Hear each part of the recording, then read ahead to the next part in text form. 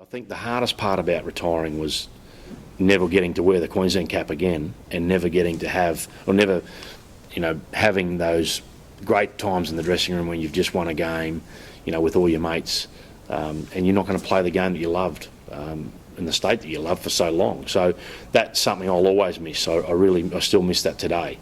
But moving forward from that, I guess I had, already started to plan. Had a bit of a wholesale meat business set up. I was still doing some ambassador work for Forex, and I was sort of getting ready to move into something else. I sort of tinkered with going in the media.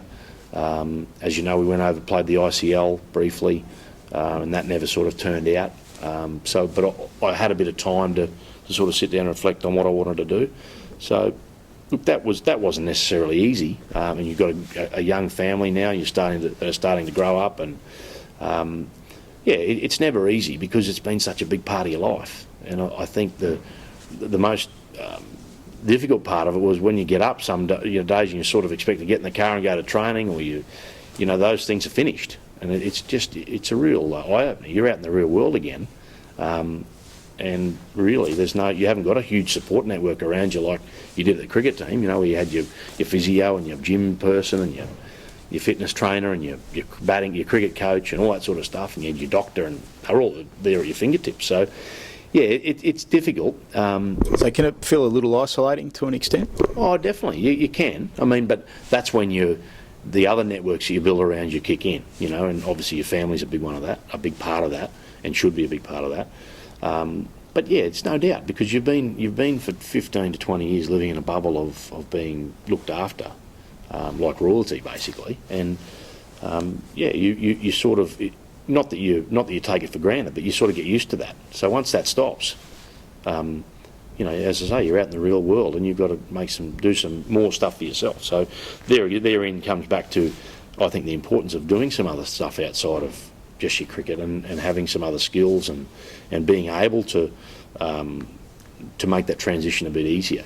So even though things are done for you here, there, and everywhere, you can still go out and make some of your own decisions and put some of your own parameters in place, I guess, that'll keep you in good stead for when you finish. So, because it is tough. As I say, emotionally, it was very hard for me, because it was something that I threw my whole, life into for that period of time, and playing for Queensland was something that I loved dearly. So, it's very, very difficult when you got to let that go, and then go and do something else that's just not possible to love as much. So, but I've got to say, what I'm doing now with the Bulls Masters is close to as satisfying as scoring 100 for Queensland, because I get to see some of the kids that have got stars in their eyes, that when we're up in a Cairns or a Mackay or a Townsville, and you go, wow, well, that was me when I was 9 or 10 years old. That was me. I was that little kid, and